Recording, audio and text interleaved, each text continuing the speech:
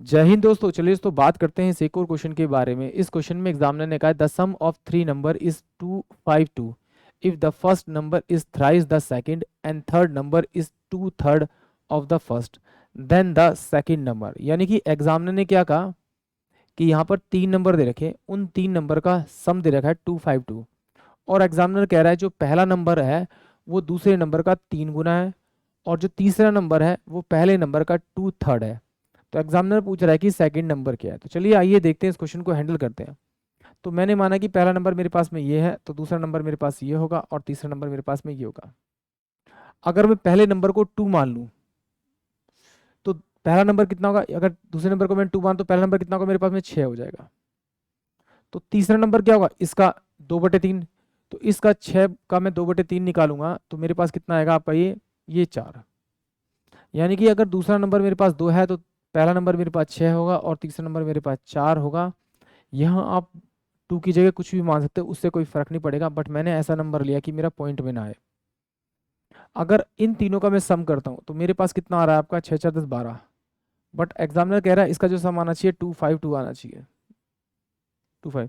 तो इसे किस नंबर से मल्टीप्लाई करूँ कि मेरा ये बन जाए। तो इसको मैं 21 से मल्टीप्लाई करूँगा। कैसे पता लगा, इस 12 को आप 252 से डिवाइड करेंगे, यानी 12 दूनी 24 और 12 कम 12 यानी 21 से, जिससे आप इसे मल्टीप्लाई करेंगे उसी नंबर से आप सेकंड वाले नंबर को मल्टीप्लाई कर दीजिए, 21 दूनी 42, यानी कि वो जो आंसर आएगा, यानी जो कि सेकंड नंबर आएगा वो 42 आएगा, यानी कि ऑप्शन सी इस क्वेश्चन के लिए करेक्ट आएगा। चलिए अब इसको एक बार एक्स के तरीके से देख लेते हैं, अगर बाई चांस किसी को समझ में नहीं आया। मान लेते हैं कि मेरे पास ये सेकंड नंबर था, ये मेरे पास फर्स्ट नंबर था, और ये मेरे पास में थर्ड नंबर था। मैंने माना कि ये नंबर मेरे पास में एक्स है। अगर मेरे पास ये एक्स है तो ये एक्स है, तो ये कितना हो जाएगा मेरे पास में आपका, इसका 3 गुना 3x, और ये जो है 3x इंटू में ये कितना 2/3 है, तो ये कितना हो जाएगा आपका 2x। यानी कि इन तीनों को अगर मैं जोड़ूंगा तो ये कितना हो जाएगा, 3 और एक 4, 4 5 6, तो टोटल कितना आएगा मेरे पास 6x। बट एग्जामिनर कह रहा है कि इसका सम जो है मेरे पास में वो 252 है।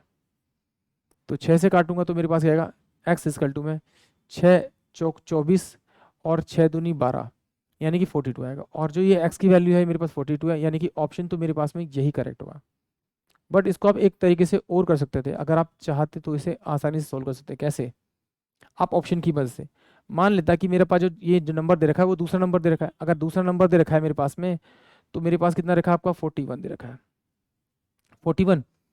अगर ये 41 है तो इससे कितना होगा, 3 गुना पहला नंबर होगा, तो इसको 3 से मल्टीप्लाई किया, 3 और 4 तो ये 12, 12 12, और इसका जो होगा इसका कितना होगा, इसका जो होगा वो क्या होगा 1 2 3 का 2/3, तो कितना 3 चौक 12 1, यानी कि 21 दूनी 42।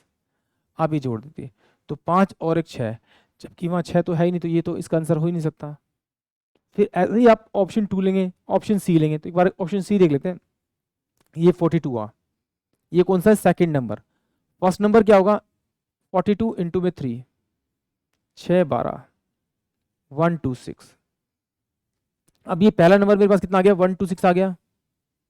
इसका 2/3 निकालेंगे तो थर्ड नंबर आ जाएगा, 3 चौक 12 3 दूनी 6, तो ये कितना होगा 2 दूनी 4 और 4 दूनी 8। इसको ऐड करते हैं तो 6 4 10 2 12, 12 8 4 12 13 14 15, और ये 2 252। यानी कि आप किसी भी तरीके से कर सकते हैं, आंसर आपका जो आएगा वो ऑप्शन सी ही आएगा।